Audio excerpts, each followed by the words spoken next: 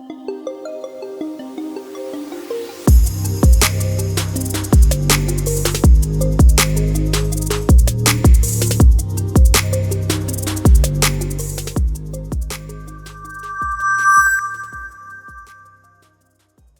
morning from Abu Dhabi. I'm Oliver Lazarus. I'm a 34-year-old South African show jumper based out of Valkenswaard, the Netherlands. It all began, I guess, I mean, my mom's always been into the equestrian side of things. She did some amateur eventing. She enjoyed the Cape Hunt and Polo Club. So growing up, I was always around horses, and like any kid, if you on ponies and you get a bit of mild success with anything you do, you start to enjoy it, and that sort of continued through the provincial ranks and then filtering into show jumping, and then the deeper you get into it, the more you enjoy it, you know. And then I've always had an affinity. I love animals and I love sports, so it was the sort of perfect mix for me to continue, and I was no scholar in school. So yeah, from a very early age I sort of knew which direction I wanted to follow, so I'm very, very lucky in that way. I mean, I've been very lucky. I've worked with a lot of great people in South Africa and abroad. But I'd have to say probably, I mean, Trevor Lovegreen was highly influential in my career, you know, because up until that point I was doing a lot of eventing, showing, equitation, so I was doing all the disciplines. And he sort of spotted me in 1999, SA Children's Champs, and he sort of went to my mother and said, "Penny, we've got to get this boy going." And that really filtered me into the show jumping side of things. So I'd say that was a massive, massive push. And then of course he was the one that introduced me into the European scene, you know, and got me riding over there. So I would say that was, well, he was definitely the main factor, probably one of the main factors in my career. Yeah. Okay, I started with the lady Jane Shepherd in Hout Bay, Jill Pater, Damien Stevens. Then I went to Barry for my last years before I went to Europe, which was great help. I think those were very, very successful years in South Africa. You know, so he got me really competing on that highest level in South Africa. And then already at that time, then I started to move abroad more and more.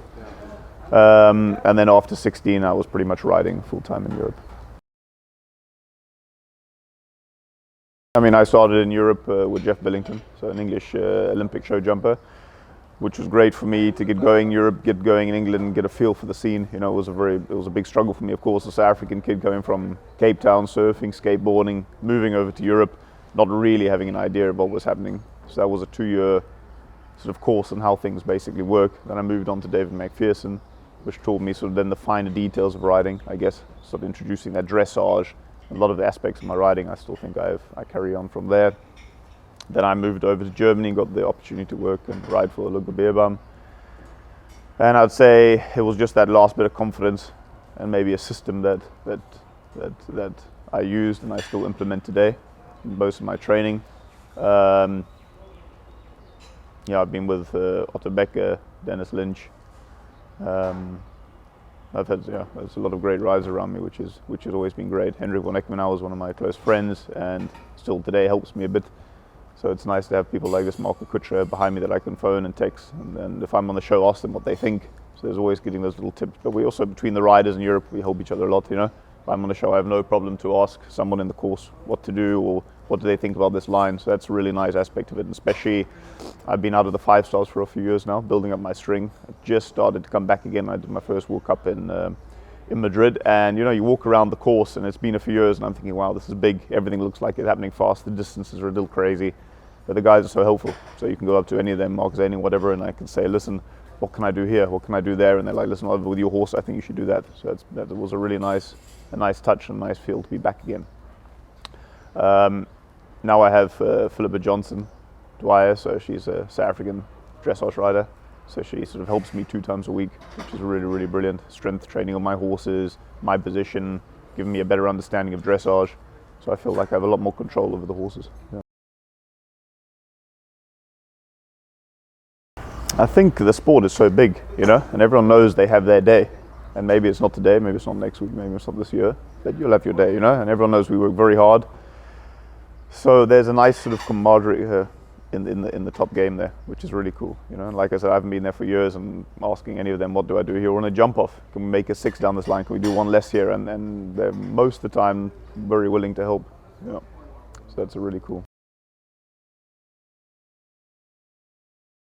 So it's a difficult one. I've been very lucky enough to have a lot of great ponies through my junior years, up into my adults. I mean, I guess pony-wise, the best pony was Walt Disney Kissimmee, which I won the South African Derby on. There's a pony rider, a little black and white pony, which was fantastic. I guess in my junior years, Maniolia was a wonderful horse, won a lot of classes with me.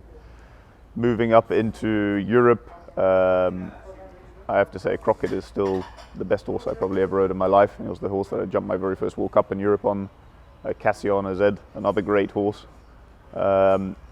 Later on years, I had Silver Spring that I jumped my first World Championship on, and I guess that's a huge sort of moment in your career, your first championship. Puller Passage that I rode my second World Championship on, maybe not the last scope, but an unbelievable fighter, ultra careful, and he always used to give you his all.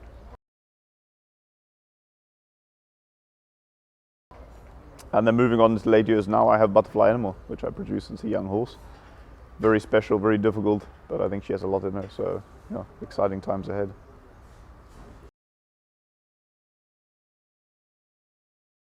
So, I've always, for the good and bad, been obsessed with riding.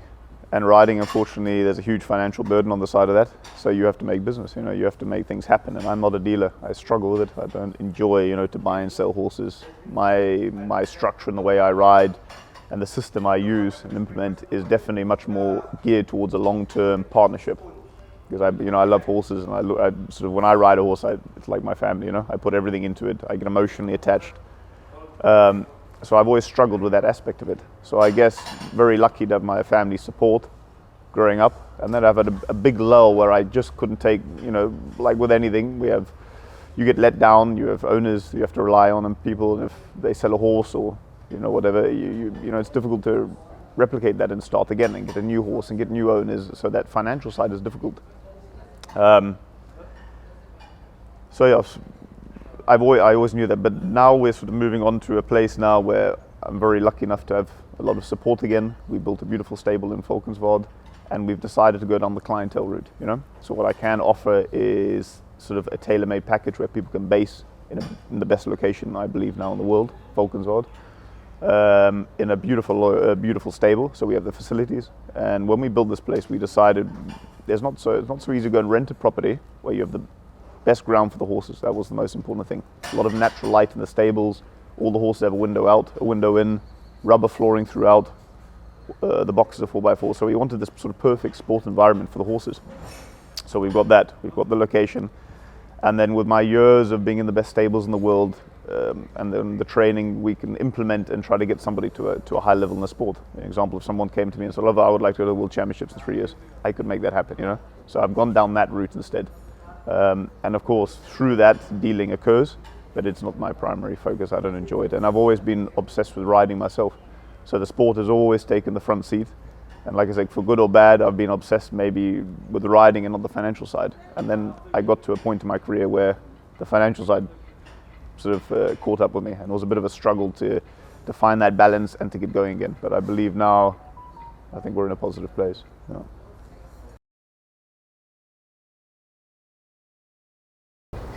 I think the one over the years, it's tested me more than anything else is persistence. Things go worse than good. I mean, we don't win as much as we lose, especially with horses. You maybe have a great round or you feel fantastic and you come out with 3 or 4 down, and everyone's saying, I wonder what's happening. And that's a difficult one to mentally take. And like I said, I look at riding a bit like an artistry, like a painter. I'm very proud of riding good rounds, producing horses, getting up there and doing it in the right way. So when it doesn't go well, it's difficult personally for me to take. And so I'd say definitely persistence. And when you're dealing with other people that have a big say in your career, if you're riding for owners and sponsors and suddenly they sell a horse or they don't like how you're riding or how you're doing things and want to change things, it's not easy, So you're at the sort of beck and call of other people. And one day you could be riding World Cups and the next day you're sleeping on your friend's couch. And that is the difficult one to take. So persistence, never giving up. And the greatest thing of all, I guess, is following your route. It's all nice copying other people, but you're an individual. You have to do your own thing, and I've always followed my own beliefs, how I ride horses, how I see things, and it's not about not taking advice and listening, but still having your own ideas. you know, and following your own dreams and loving the horses, because that's why we do it. Okay, so I guess it starts earlier in the morning, you know. You wake up, especially like on Grand Prix Day today, we have our World Cup today. You wake up, I rode the horses yesterday, I ride them this morning, just making sure everything feels right. And then you get to sort of a period about 2 hours before, where there's a type of anxious about the whole thing. You're thinking about wonder what the course is going to be like, you can feel the butterflies coming.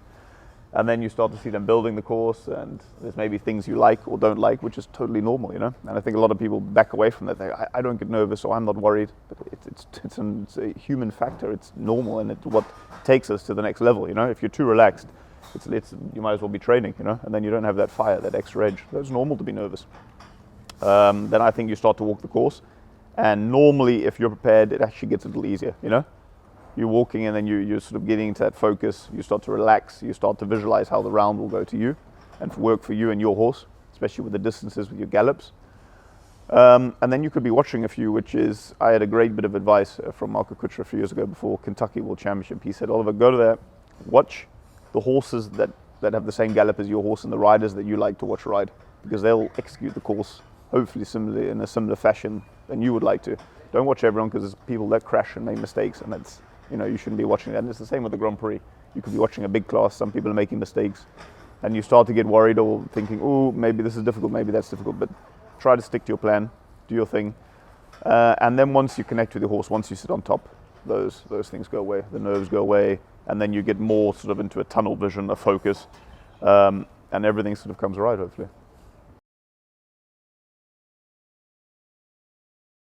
Show season these days, there's no show season anymore. It's just continual, it never stops. I mean, Europe, we go indoors from the 1st of October, come outdoors again 1st of April. But then if you want to go down to Spain, which now have 3 or 4 tours, you can pretty much stay outdoors most of the year. There's even a World Cup Mechelen between Christmas and New Year's. So essentially, there's every weekend of, on the calendar, yeah, there's running. So it never stops. It just, and that's the difficult part these days, is actually planning, making the program for you and your horse, you know. Building up for maybe getting a milestone, saying this year we do the World Championship or a World Cup Finals or a big Grand Prix somewhere, saying that's my goal. And then I think the best is to work up for that, you know, making your own schedule. And we're very lucky, of course, in the EU. There's no borders, so we can travel at will. I mean, I could be at home and get into a show in Bordeaux or Madrid or wherever on the last moment, and it's literally horse on the truck and going. So that's a wonderful side of it. So logistically, very easy, slightly more difficult, of course, when we're flying. Examples to coming here or to the States, you need blood tests, there's quarantine factors, etc., etc. But in general, conditions, you know, what South Africans are used to, we have it a lot easier over here, of course.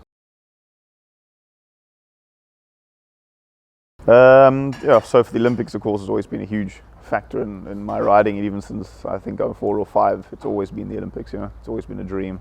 There's something about those rings. So we'll build this mare up, butterfly animal was bought for Paris in mind, you know, so we bought her at the end of 6, and everything is geared towards her. So we'll really get going and try and fight for that qualification, and hopefully be there, keep her healthy, keep her happy. It's the most important thing. I'm still just trying to find out the exact format and how it's going to work, because of course we always used to have our Olympic qualifications through the World Championship.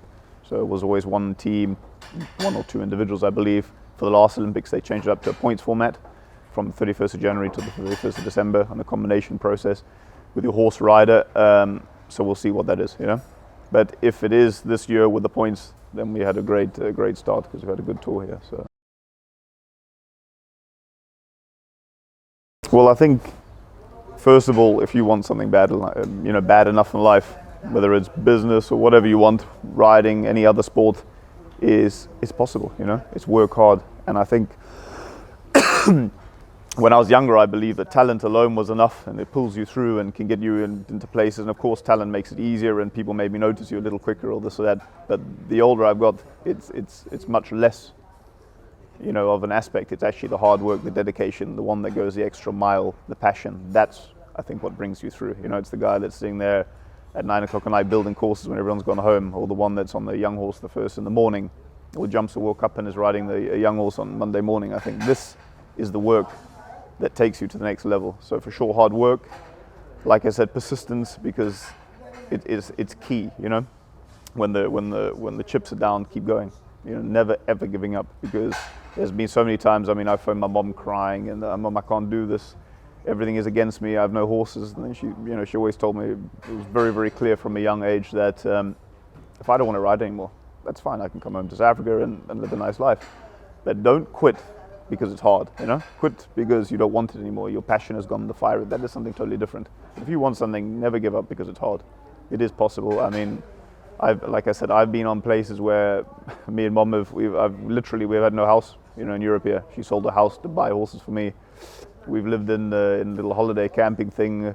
So it's never giving up. And you know, you can go from such lows to highs. Suddenly I have a Grand Prix horse, and next week I'm in 5 stars again. Suddenly I have a Grand Prix horses, next week I have nothing again. And that's the way our sport goes. So it is possible. I mean, I'm speaking from a boy from Cape Town that, used to surf and skateboard and not a huge background in show jumping, and now, you know, I live in the home of show jumping. So everything is possible, you know. And again, the last thing I want to reiterate is the love of the horse, because that has never waned, you know. I love to win, and I'm ambitious, and I'll do pretty much anything, but there is a line, and the horses come first. Yeah, but I mean, well, first of all, when we have all this knowledge, and we have great riders and coaches in South Africa and people that have had that experience abroad and in South Africa, if we can give back a little bit, you know, why not? And I think it's wonderful that someone could be sitting at home. Maybe they don't have the possibility or the financial means, or whatever reason they can't get into the right circles. They can't come and speak to me and fly over to Europe to have a lesson with me and then maybe get some of my knowledge. But they could sit at home essentially and watch a lesson with me and actually say, you know, that's a really great tip, and implement that into their riding style. So I think that's a wonderful, wonderful tool from all levels and ages, you know, right from starting right up to a professional rider, without ever being embarrassed about asking for help, or somebody that, like I said, doesn't have the means to get the help or the know-how. They can follow and get different tips and watch different ways of working horses and exercises. So I think it's a wonderful, wonderful thing. Yeah.